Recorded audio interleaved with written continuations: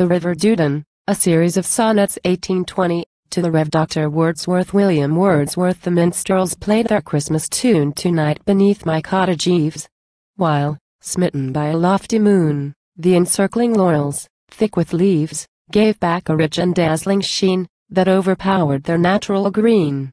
Through hill and valley every breeze had sunk to rest with folded wings, keen was the air, but could not freeze, nor check, the music of the strings.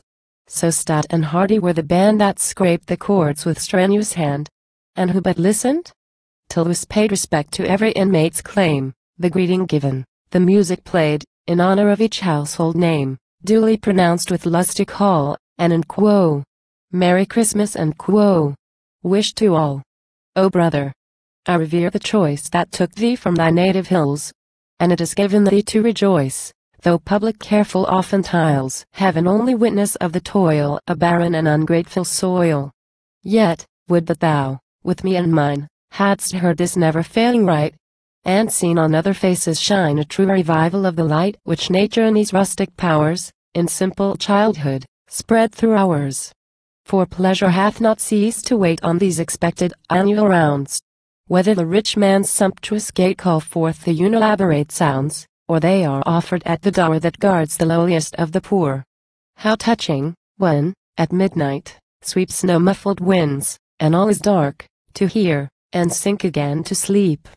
Or, at an earlier call, to mark, by blazing fire, the still suspense of self-complacent innocence, the mutual nod, the grey disguise of hearts with gladness brimming o'er, and some unbidden tears that rise for names once heard, and heard no more. Tears brightened by the serenade for infant in the cradle laid. Ah!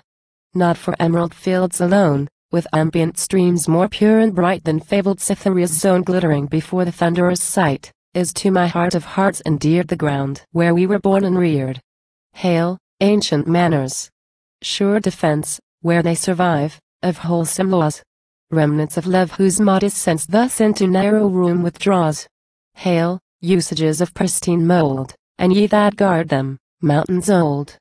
Bear with me, brother. Quench the thought that slights this passion, or condemns. If thee fond fancy ever brought from the proud margin of the Thames, and Lambeth's venerable towers, to humbler streams, and greener bowers. Yes, they can make, who fail to find, short leisure even in busiest days.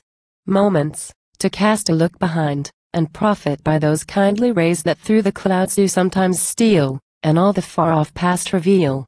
Hence, while the imperial city's din beats frequent on thy satiate ear, a pleased attention I may wend to agitations less severe, that neither overwhelm nor cloy, but fill the hollow vale with joy.